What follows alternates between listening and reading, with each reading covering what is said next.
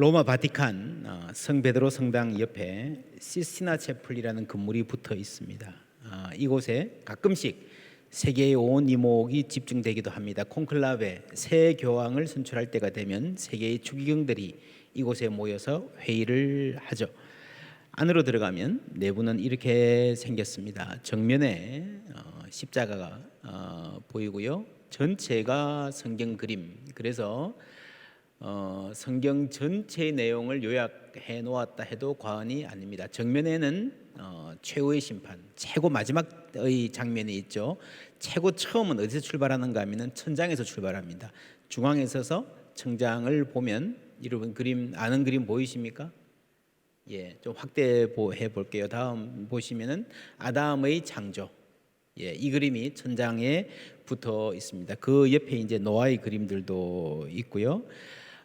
이 그림 아주 유명하죠. 특별히 하나님이 아담의 손에 와서 닿을락말락하는 이 순간이 창조의 그 긴장과 중요성을 잘 보여주기 때문에 굉장히 많은 패러디들이 있었습니다. 최근에는 이런 게 생겼습니다.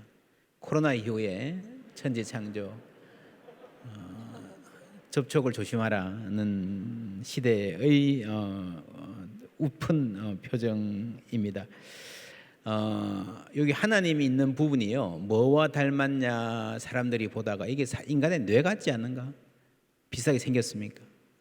비슷하게 생겼죠. 그래서 사실은 이 미켈란젤로가 해부학에 꽤 지식이 있었기 때문에 다른 그림도 인간의 뭐 콩팥을 그렸다 하는 의도도 있고요. 이게 꽤 이렇게 진지한 의학 학회지에도 꽤 해부학에 많이 실리고 또 기도했습니다.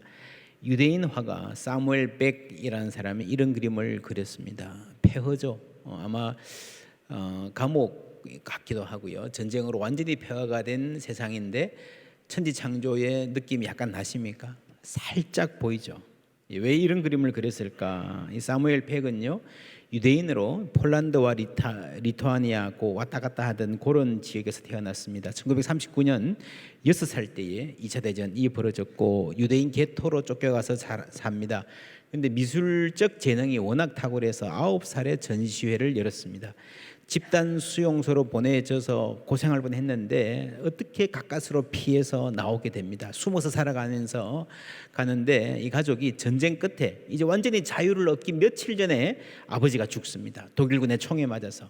전쟁이 끝나고 보니 자기 대가족 친족 다 따져보니까 그중에서 살아남은 사람은 자기와 엄마 둘뿐입니다. 인구 8만의 도시에 살았는데 살아남은 사람은 겨우 200명. 그런 경험들을 생각하면 이 그림이 좀 이해가 되지 않으십니까? 어떻게 그 아름답고 영광스러운 창조를 이렇게 그렸나, 이렇게 비참하게 그렸나 할 수도 있지만 반대로 이렇게 비참한 폐허와 참상 가운데서도 하나님의 형상, 하나님의 창조의 그 의도는 사라지지 않고 아주 희미하지만 남아있다는 쪽으로 이 안에서 희망과 위로를 발견하는 식으로 그림을 읽을 수도 있을 것 같습니다. 빛을 볼 수는 없어도 빛을 보고 있는 사람들의 표정만 보아도요, 우리는 숨쉬고 살 수 있습니다. 노아가 그런 사람이었습니다. 5장 28절부터 함께 읽습니다. 라멕은 182세의 아들을 낳고 이름을 노아라 하여 이르되 여호와께서 땅을 저주하심으로 수고롭게 일하는 우리를 이 아들이 안위하리라 하였더라. 아이를 낳고 소망을 담아 이름을 짓는데 위로다. 위로. 아니 무슨 말이겠습니까? 그만큼 절실하게 위로가 필요한 삶을 살았다는 것입니다. 창세기 5장을 처음에 읽어보면 얼핏 읽으면 있고 제목을 붙여보라면 아마 그렇게 붙일 수 있을 것 같아요. 장수만세. 뭐 전부 다 뭐 700년, 800년, 900년 살잖아요. 야 좋겠다. 정말 좋았을까요? 장수는 확실한데 만세인가는 모르겠어요. 그렇게 오랫동안 살면서 참 만족한다, 눈을 감을 때 야 잘 살았다, 행복했다 그랬을까요? 이런 시가 있습니다. 나 하늘로 돌아가리라. 새벽빛 와닿으면 쓰러지는 이슬 더불어 손에 손을 잡고 나 하늘로 돌아가리라. 노을빛 함께 단둘이서 기슭에서 놀다가 구름 손짓하면은 나 하늘로 돌아가리라. 아름다운 이 세상 소풍 끝내는 날 가서 아름다웠다고 말하리라. 천상병 시인은 고생을 많이 한 분입니다. 옛날에 문인들이 많이 그랬습니다. 이렇게 그냥 시 쓰고 다니다가 친구들 만나면 야, 술 사줘, 술값 줘, 이렇게. 이분이 특별히 그런 분이었는데요. 독일 유학 갔다 온 친구한테 술값을 이렇게 삥 뜯었다가 이 친구가 간첩으로 몰려서 잡혀갑니다. 그러니까 누구한테 돈 줬냐, 천상병 이러니까 이 공작금 아니냐, 그래서 잡혀갑니다. 그래서 고문당하죠. 나는 뜨거운 다리미 밑에 깔린 셔츠 같았다. 몸과 마음이 많이 상해서 그 이후로 정상적인 생활이 불가능했습니다. 가난하고 고독한 삶을 살았습니다. 그런데도 인생은 소풍이다. 끝나고 가서 나는 아름다웠다고 말할 것이다 라는 시를 쓸 수 있다는 것 놀랍습니다. 여러분, 이런 시를 읽는 것만으로도 위로가 되지 않습니까? 본래 천주교 신자였는데 아내를 따라 연동교회를 출석했습니다. 천주교 입장에서는 배신자다 할 수 있기 때문에 그 말 듣기 싫어서 적극적으로 교회 생활을 하지는 못하고 10년 동안 예배실 2층에 앉아서 예배 드렸다고 전해지고 있습니다. 천상병. 창세기 5장은 그들의 삶이 수고롭게 일하는 우리, 땅이 저주를 받았으므로 참 힘들게 살고 수고롭게 일하는 우리라는 말이 등장합니다. 어떻게 살았을까요? 그 환경에서도 나름대로는 행복을 추구하며 살았을 거예요. 6장 2, 3절 함께 읽습니다. 하나님의 아들들이 사람의 딸들의 아름다움을 보고 자기들이 좋아하는 모든 여자를 아내로 삼는지라. 여호와께서 이르시되 나의 영이 영원히 사람과 함께 하지 아니하리니 이는 그들이 육신이 됨이라. 그러나 그들의 날은 120년이 되리라 하시니라. 예, 해석하기 어려운 본문입니다. 몇 가지 가능성이 있습니다. 첫째로 이 하나님의 아들들을 천사나 어떤 영적인 존재로 보는 당시에 뭐 창세기 당시는 아니고 신약에 가까워가는 그 당시에는 그리스 문화가 아주 유행이었죠. 그 그리스를 비롯한 많은 신화들의 이런 이야기가 뭐 신들이 와서 인간들하고 이렇게 동침하고 하는 이야기가 꽤 나오기 때문에 제2성전기 문헌에 이런 이해들이 꽤 나옵니다.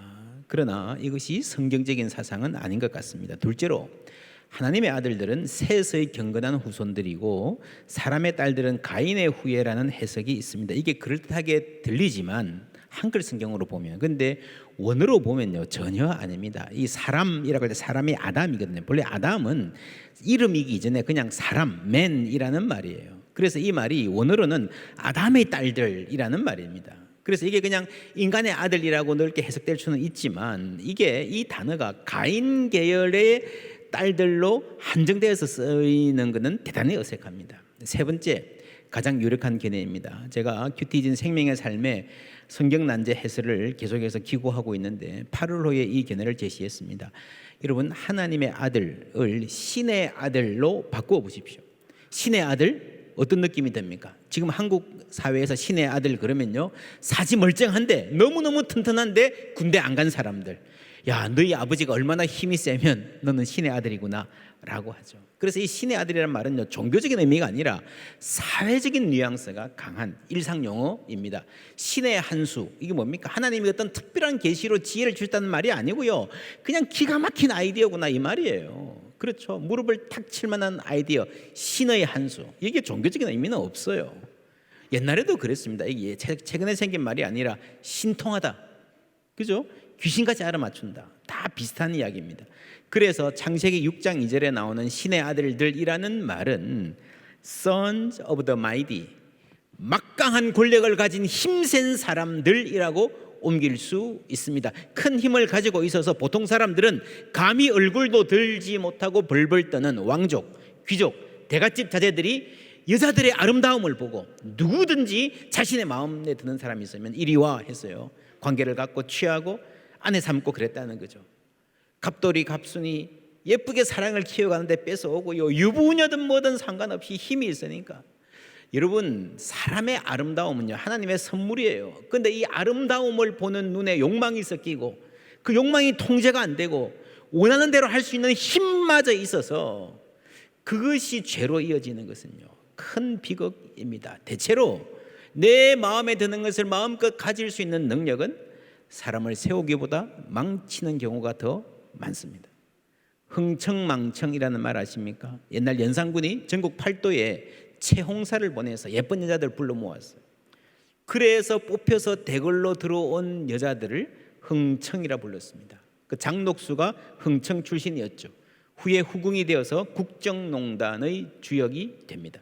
그렇게 나라가 망해갈 때 사람들이 그랬습니다. 흥청망국, 흥청 때문에 나라가 망하는구나. 거기서 흥청망청이라는 말까지 나왔습니다. 그래서 그렇게 사는 사람은 행복했을까요? 만족했을까요? 여러분요, 쾌락은요 더 강한 쾌락을 요구하게 되어 있습니다. 끝이 없습니다. 그래서 3절에 보면요, 여호와께서 이르시되 나의 영이 영원히 사람과 함께하지 아니하리니 이는 그들이 육신이 됨이라. 그러나 그들의 날은 120년이 되리라 하시니라 했습니다. 그들이 육신이 되니라, 이 말도요 약간 번역이 아쉽습니다. 우리말 표현에는 이게 육신이 되었다, 천사들이 이렇게 잘못해가지고 인간이 되어버렸다라는 뉘앙스로 읽힐 수 있는데, 여러분 영어 성경을 보시면요 대부분의 영어 성경이 되었다라는 말이 없어요. For he is flesh. 인간은 본래 flesh, 육신이고 본래 mortal, 죽을 수밖에 없는 유한한 존재다라는 말을 하는 거예요. 여러분, 인간은 하나님의 형상으로 창조되었고 하나님이 숨결을 불어넣으셔서 은총을 주셔서 물질적 존재 이상으로 영적인 존재로 존귀하게 살아갈 수 있는 가능성을 가진 존재다 그랬습니다. 그런데 여기서요, 하나님의 은총을 거두시면 물질만, 육신만, 인간 그 자체의 빈약함과 비루함만 남게 되었다라는 겁니다. 여러분, 이 세상 자체가 창조 전에 흑암이 깊음 위에 있었다 그랬잖아요. 이게 뭔가 혼란 상태예요. 카오스, 뒤죽박죽이에요. 폐허, 그거보다 훨씬 더 비참한 상태였습니다. 그런데 거기에 하나님의 영이 임할 때에 창조가 이루어지고요, 아름다운 보시기에 좋았던 세상이 되었던 것입니다. 하나님의 영이 떠나면 다시 혼란의 상태로 돌아간다. 인간 역시 다시 육신적인 존재로 추락해서 살아가게 된다라는 말입니다.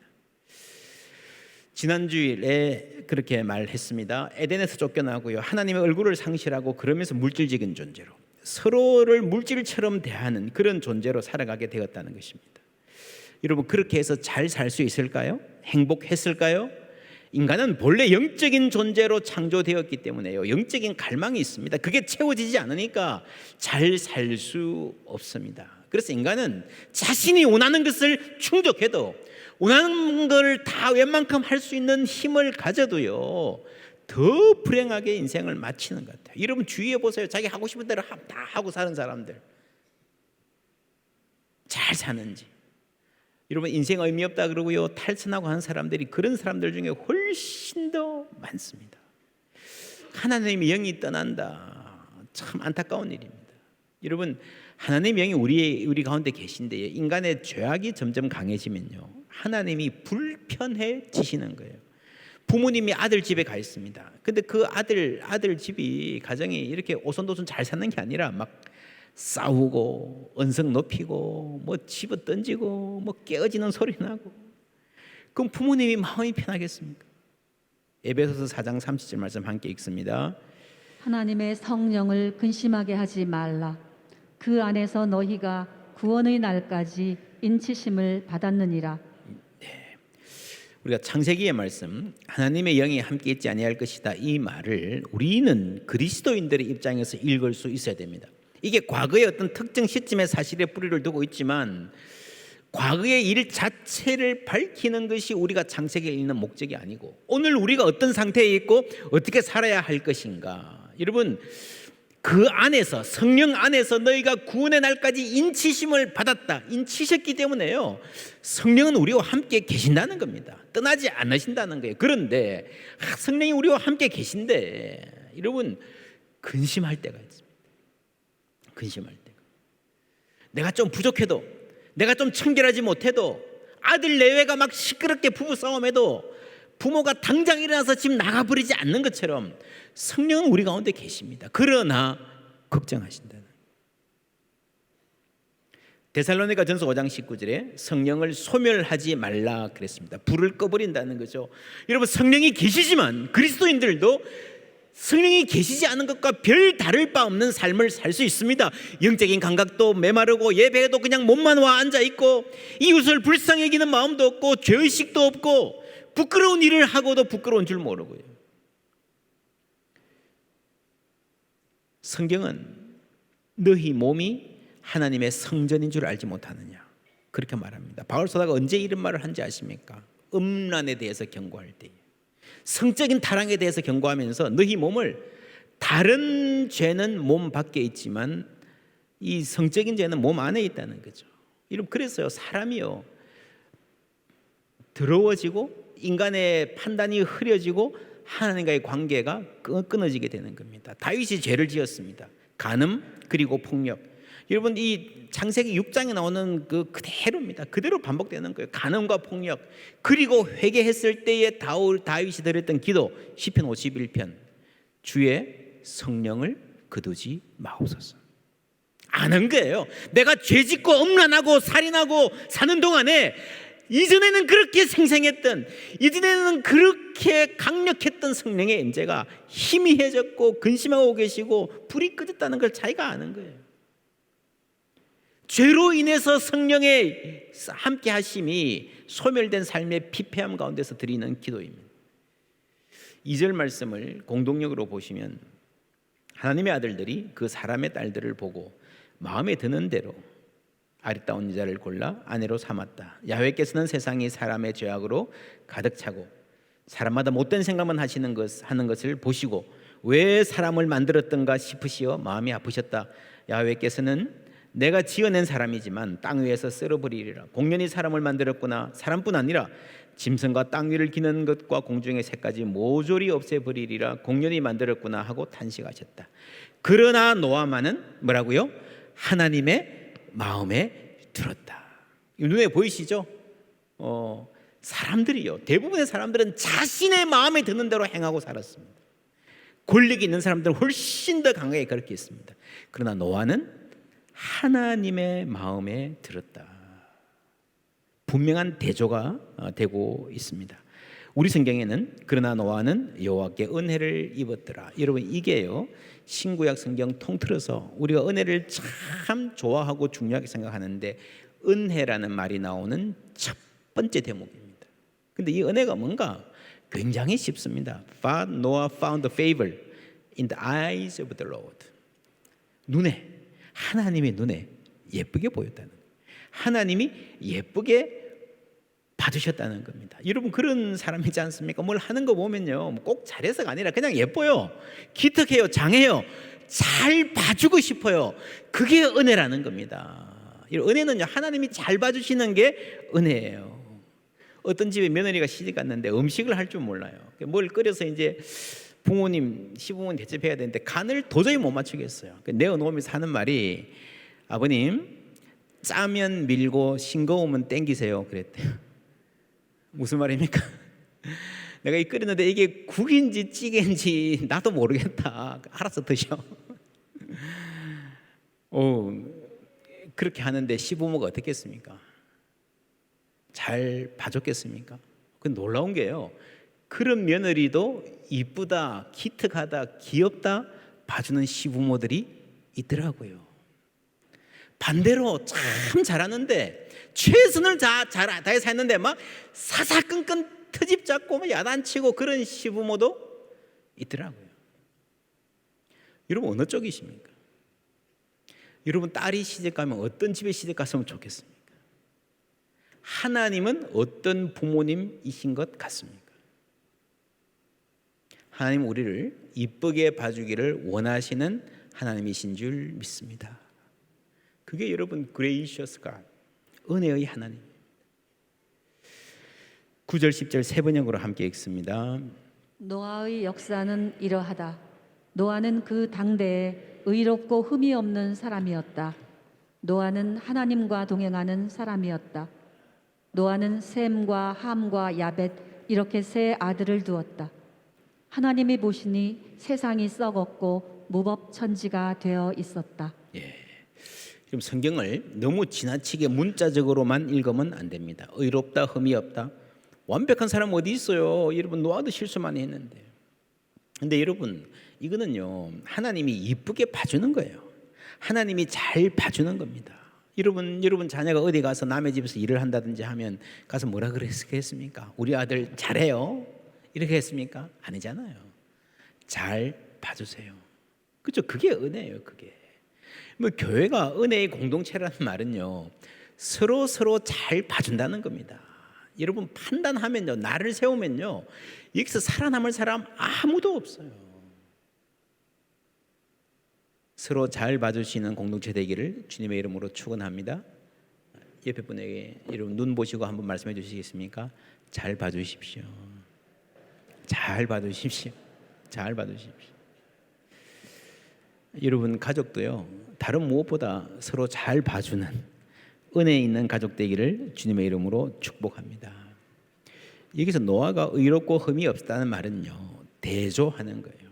이 세상은 당시에 무업천지인데 노아는 안 그랬다는 거죠. 모두가 자기 마음에 드는 대로 욕구대로 행하는데 노아는 달랐다는 겁니다. 완벽했다는 말이 아니고요. 노아가 하나님의 선택을 받기까지 무슨 대단한 일을 이루었다 하는 거 없습니다. 그죠? 하나님이 왜 노아를 선택하셨을까? 왜 하필 노아일까?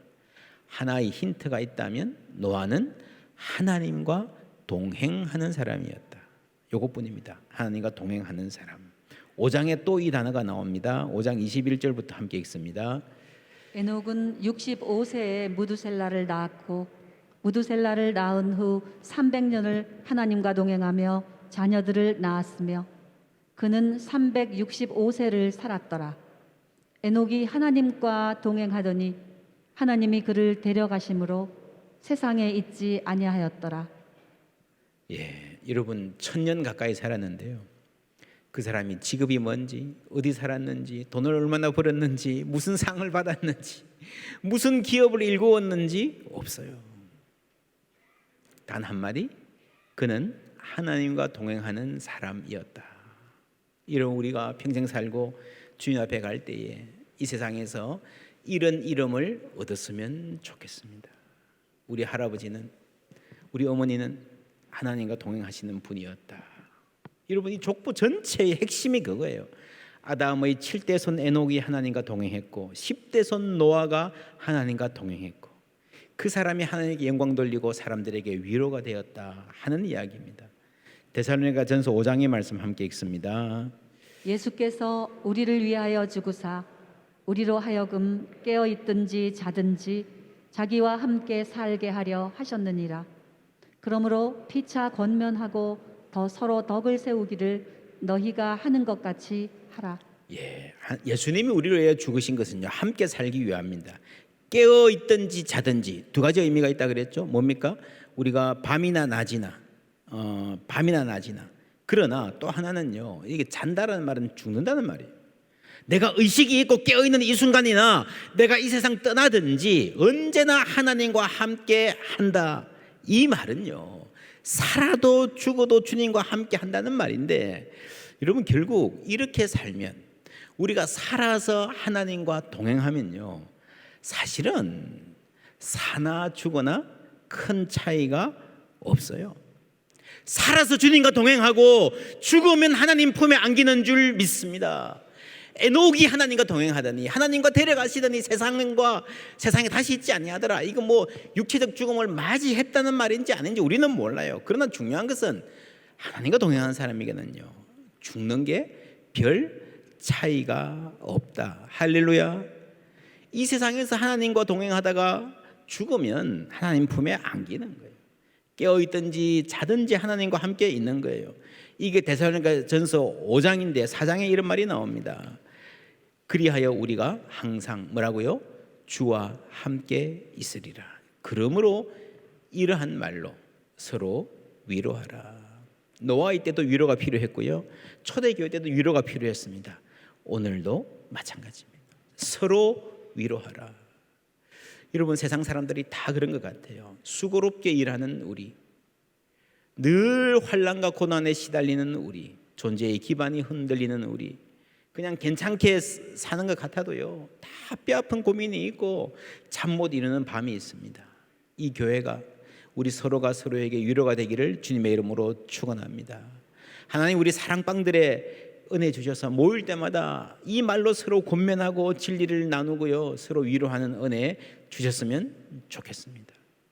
인간이 비록 에덴에서 쫓겨났지만 여전히 하나님과 동행하며 살 수 있습니다. 그리고요, 내 안에 하나님이 함께 하시면 내가 이웃에게 위로가 될 수 있습니다. 그것이 바로 faithful presence입니다. 신실한 현존. 내 삶에 신실한 하나님이 현존하시는 거예요. 그 하나님을 통해서 내가 이웃의 삶에, 가족들의 삶에 현존하며 위로와 소망이 된다는 겁니다. 이 presence라는 말은 그냥 와 있는 거예요. 뭘 내가 특별히 뭘 해서 뭐 대단한 뭘 주어서 뭐 요리를 대접해서 그게 아니고 있는 것 자체가 의미가 있고 있는 것 자체가 누군가에게 복이 된다는 거예요. 위로가 된다는 거예요. 여러분 꼬마 아이들이 뭐 2~3살까지는 엄마 잘 안 떨어지잖아요. 그런데 한 4~5살 되면은 엄마 떨어져서 놉니다. 이런 공간에서 자기들끼리 놀면서 엄마가 저기 있는 거 자꾸 보잖아요. 엄마가 여기 있는 것만 해도요, 안심하고 친구들하고 잘 노는 거예요. 그게 뭔가 하면 엄마의 현존, 엄마의 프레젠스입니다. 그렇죠? 그럴 때에 그 안정감이 있으면요, 아이들이 자신감이 있습니다. 이런 아이들이 친구들과도 잘 지낸다고 해요. 하나님과의 관계에서 평화를 누리는 사람은 이웃에게도 위로가 된다. 아주 비슷한 원리입니다. 5장 29절 말씀 다시 읽습니다. 이름을 노아라 하여 이르되 여호와께서 땅을 저주하심으로 수고롭게 일하는 우리를 이 아들이 안위하리라 하였더라. 아멘. 수고롭게 일하는 우리, 수고롭게 일하며 힘겹게 살아가는 우리. 저는 이 말씀 묵상하면서 우리 성도님들 삶의 현장, 직장, 가정, 또 사업체들 기억하고 기도했습니다. 하나님이 수고롭게 일하는 우리와 함께 하시고 위로 주시기를 주님의 이름으로 축원합니다. 그러면서 이 그림이 생각났습니다. 밀레의 만종, 석양 물들어가는 들녘에서 고개 숙이고 두 손을 모아 간절히 기도하는 부부의 모습. 보기만 해도 평화로워 보이지 않습니까? 숙연해지고요. 옛날에는 가는 곳마다 이 그림이 붙어 있었던 것 같아요. 그래서 이 그림의 별명이 뭔지 아십니까? 이발소 그림이에요. 이발소 그림. 이발소 가면 꼭 붙어 있어요. 예수 안 믿는 사람도 이 기도하는 장면이 너무 좋은 거예요. 이것만 봐도 위로가 되는 거예요. 강원도 양구에 가면은 박수건 화백, 뭐 한국 대표적인 화가죠. 제가 작년 휴가 때 그 기념관에 가봤습니다. 이분이 박수건 화백도요, 화가가 된 계기가 밀레의 만종을 보고 너무 감격이, 이렇게 평화로울 수 있나. 그냥 이 그림을 보니까 그냥 마음에 종소리가 들려오는 것 같아요. 그 미술이 가진 이 힘을 주체할 수 없을 정도의 감격을 받고 나도 화가가 돼야 되겠다, 그렇게 결심했다고 합니다. 수많은 사람들이 이 그림을 통해서 평화를 느끼고 아름다움을 발견했다 했습니다. 그런데 또 다른 이야기가 있습니다. 여러분 살바도르 달리라고 하는 굉장히 유명한 그 초현실주의 화가로 또 교과서들에도 자주 나오는 화가가 있습니다. 이분이 이게 감자 바구니가 아닌 것 같아, 이런 주장을 했습니다. 아기의 시체 같다. 1934년에 이런 발표를 했습니다. 대부분 사람들이 뭔 소리냐, 미쳤냐 그랬습니다. 근데 달리가 이 그림에서요, 뭔가 이 굉장히 평화로운 기분과 함께 내가 보기에는 뭔가 슬픔과 불안도 있다 그러면서 이 아이의 시체 같은데라는 이야기를 했습니다. 30년 후에 1963년에 이 그림을 엑스레이로 투시를 해보니까 그 감자 밑에 본래 있었던 다른 그림, 덧칠된 밑에 다른 그림이 나오는 거예요. 그게 아기 관 같아 보였다고 합니다. 근데 그 아기 시체가 보인 건 아니고요, 관 모양도 흐릿해서 확실하게 말할 수는 없지만 처음에 감자가 아니었던 것은 분명한 것 같다 하는 데까지 왔습니다. 많은 미술 사가들이 밀레가 본래 아주 이 가난한 백성들, 먹을 것이 없어서 고생하다가 아기가 죽었던 그런 백성들의 삶을 마음 아파하면서 그 시체를 그렸는데 주위의 친구들이 야, 이 그림 너무 과격한 거 아니야? 너 그림 그려서 먹고 살려면 돈 많은 사람들한테 팔아야 되는데 너 이런 그림 그려가지고 누가 사겠냐? 너 찍힌다. 그 충고를 받아들여서 밀레가 감자로 바꾸었다라는 설명이 있습니다. 만약 그렇다면요, 밀레는 the mighty, 힘센 사람들, 권력자들이 자기들 마음대로 행하는 세상에서 고통받는 불쌍한 백성들을 위해서 그림을 통해서 고발하고 싶었던 것이라 할 수 있습니다. 만약에 그렇다면 더 놀라운 것은 이 사회의 불의와 폭력성을 고발하는 이 그림에 놀라운 평화가 깃들여져 있다는 사실입니다. 여러분, 이 그림이 마치 은혜의 종소리가 들리는 것 같지 않습니까? 그런 숙연함, 경외감이 있다는 것은 정말 놀랍고 신비한 일입니다. 우리가 주로 사회의 불의를 고발하면서 정의를 외치는 목소리를 들을 때요, 대부분 그 안에 쓴맛이 있습니다. 정제되지 않은 분노, 그 안에 자기 상처가 있습니다. 때로는요, 들어보면 말은 맞아요. 그런데 기분이 나쁩니다. 듣기 싫어요. 태도가 아닌 거예요. 거기에 자기 의가 있기 때문입니다. 여러분, 교회는 그걸 배우는 겁니다. 옳은 말 하는 게 아니고요. 여러분, 옳은 말은 세상에 많아요.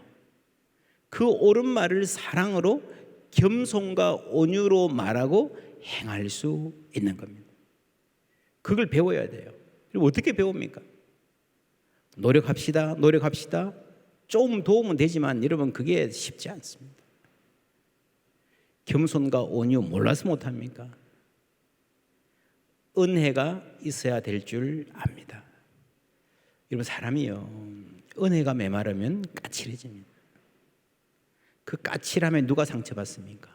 나하고 가까운 사람. 그렇죠? 그리고 자기 자신이에요. 자기 자신. 그래서 맞는 말을 해도 상처 주며 사는 거예요. 여러분, 노아가 위로의 사람이 될 수 있었던 것은 하나님의 은혜가 있었기 때문인 줄 믿습니다. 하나님의 은혜가 있으면요, 가정도 달라질 수 있고 교회도 달라지게 됩니다. 밀레의 이 그림은 그렇다면 치열한 문제의식을 속으로 삭히고 예술적으로 성화시켜낸 놀라운 작품이라 할 수 있습니다. 물론 정확한 것은 모릅니다. 밀레가 진짜 처음에 뭘 그렸는지 아무도 몰라요. 자신 있게 말하기 힘듭니다. 여러분, 200년도 안 된 일이에요. 그런데 몰라요. 우리가 창세기를 읽어보면요, 우리가 모르는 일 많습니다. 창세기 그 과거로 돌아가서 일일이 밝혀서 과거를 밝히는 게 창세기를 쓴 목적이 아닙니다. 역사란 그런 것이 아닙니다. 중요한 것은 이 말씀이 이 세상과 인생에 대한, 나에 대한 진리를 말씀하고 계신다는 사실입니다. 여러분, 창세기 5장 6장이 말하고 있는 주제들 보세요. 강한 사람들의 폭력성, 그로 인해서 깨어진 세상, 힘겨운 살림살이 고통받는 사람들, 수고롭게 일해야 겨우 살아갈 수 있는 일상. 그러나 그럼에도 불구하고 이 힘겨운 일상 위에 은총의 종소리가 울려 퍼지고 우리는 고개 숙여 감사의 기도를 드릴 수 있다는 사실입니다. 하나님의 위로는, 소망은, 그 하나님의 형상은 이 깨어진 세상에서도 여전히 함께 하시는 줄 믿습니다. 그 은혜의 사람, 하나님의 위로를 아는 사람 되시기를 주님의 이름으로 축원합니다.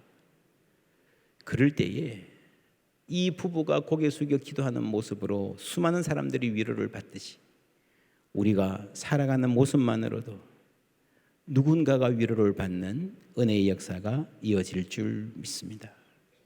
그렇게 살아갈 때에 우리는 이 땅에서 하나님과 동행하고 이 세상 끝날 때에 기쁨으로 주님 품에 안기는 복된 인생 될 줄 믿습니다.